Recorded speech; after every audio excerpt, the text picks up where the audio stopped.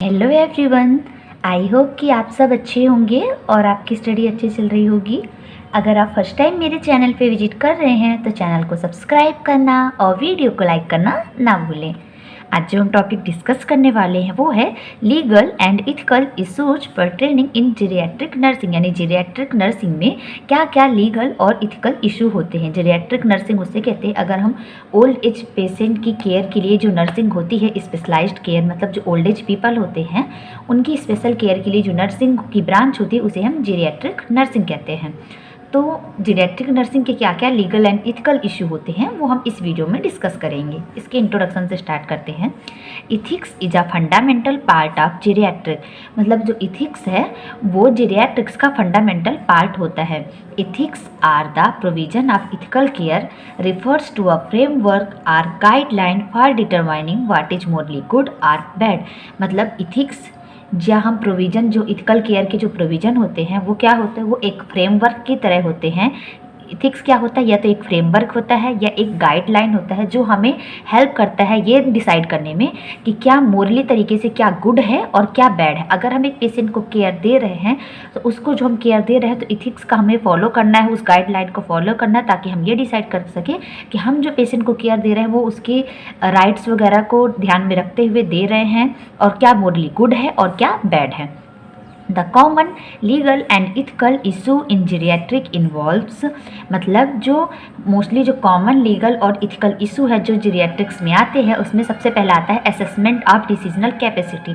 मतलब ये असेसमेंट करना कि डिसीजन लेने की कैपेसिटी है कि नहीं, कॉम्पिटेंस है कि नहीं। आइडेंटिफिकेशन ऑफ डिसीजन मेकर्स, जो डिसीजन लेते हैं उनकी पहचान करना। रिजोल्यूशन ऑफ कॉन्फ्लिक्ट्स, अगर कॉन्फ्लिक्ट हो रहे हैं तो उसको कैसे रिजॉल्व करेंगे। कॉन्फ्लिक्ट मतलब हम दो चीज़ को लेकर क्लियर नहीं हो पाते कि हमें क्या चूज करना है। तो अगर हम पेशेंट को केयर दे रहे हैं और उसमें हमें कॉन्फ्लिक्ट हो रहा है, हम डिसाइड नहीं कर पा रहे हैं, तो उसका कैसे रिजोल्यूशन करेंगे, कैसे सॉल्व करेंगे वो। साथ ही साथ डिस्क्लोजर ऑफ इंफॉर्मेशन, पेशेंट की जो इन्फॉर्मेशन है उसको हमें डिस्क्लोज करना है कि नहीं करना है। Termination of treatment at the end of life, अगर पेशेंट की लाइफ का एंड हो चुका है, हो गया है किसी भी कंडीशन से, तो ट्रीटमेंट का टर्मिनेशन कैसे करना है।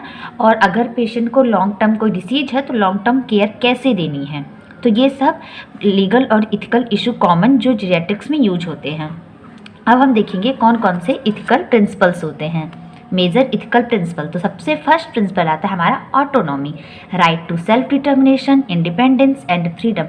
ऑटोनॉमी का मतलब होता है हमारे पास राइट होता है कि हम डिसाइड कर सके हमें क्या करना है क्या नहीं। इंडिपेंडेंस की, यानी वो पेशेंट जो है वो इंडिपेंडेंस है, उसको फ्रीडम है।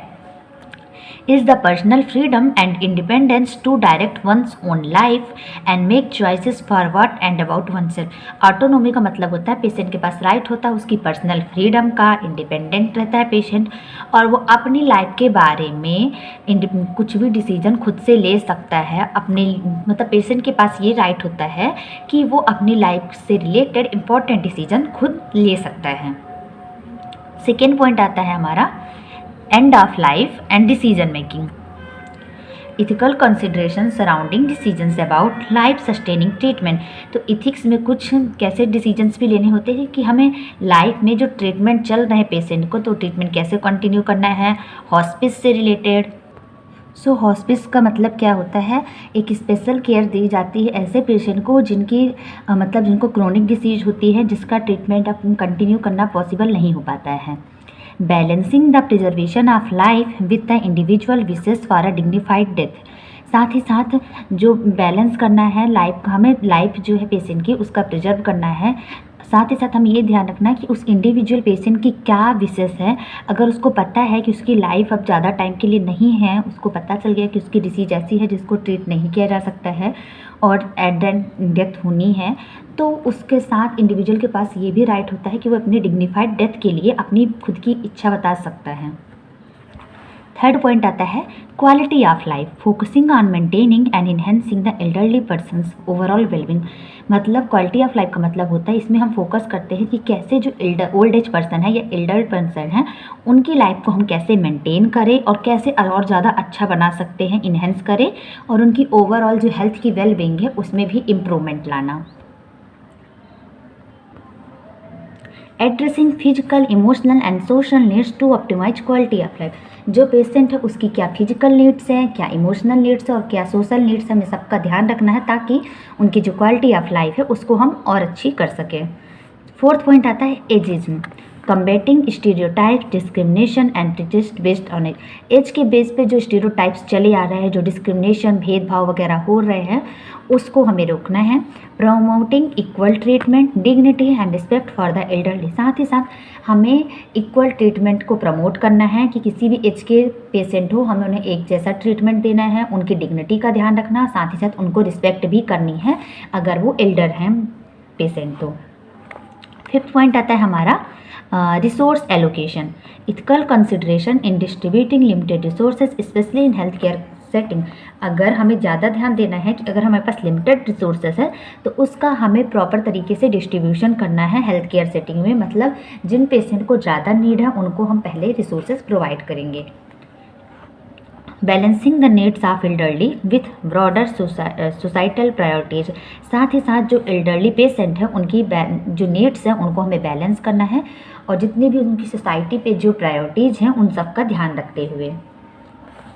सिक्स पॉइंट आता है हमारा, सिक्स्थ एंड लास्ट पॉइंट है हमारा cultural competence, respecting and incorporating the cultural beliefs and value of the elderly individual. एक जो एल्डरली इंडिविजुअल है उसकी जितनी भी जो कल्चर की, जो उसकी बिलीव्स हैं, जो वैल्यूज है, जिनको वो मानते आ रहे हैं, उनकी हमें रिस्पेक्ट करनी है। साथ ही साथ understanding diverse cultural perspectives and trading care accordingly. साथ ही साथ एक नर्सिंग ऑफिसर को ये भी ध्यान रखना है कि जो पेशेंट होते हैं वो अलग अलग कल्चर से बिलोंग करते हैं, तो उनके जो कल्चर के जो पर्सपेक्टिव्स होते हैं वो अलग अलग होते हैं, तो उनको समझने के साथ साथ उसके अकॉर्डिंग ही हम पेशेंट को केयर देंगे ताकि उनकी जो कल्चरल बिलीव्स है, वैल्यूज है, उनको ठेस ना पहुँचे, उनकी हम रिस्पेक्ट करेंगे और उसी के अकॉर्डिंग हम पेशेंट को केयर देंगे। तो 6 पॉइंट हो गया हमारा कल्चरल कॉम्पिटेंस। सो आज की इस वीडियो में हमने लीगल एंड इथिकल इशू जो पर्टेनिंग इन जीरियाट्रिक नर्सिंग है ये टॉपिक कंप्लीट कर लिया है। आई होप आपको मेरी वीडियोज़ पसंद आ रही हो तो चैनल को सब्सक्राइब करना और वीडियो को लाइक करना ना भूलें। Thank you.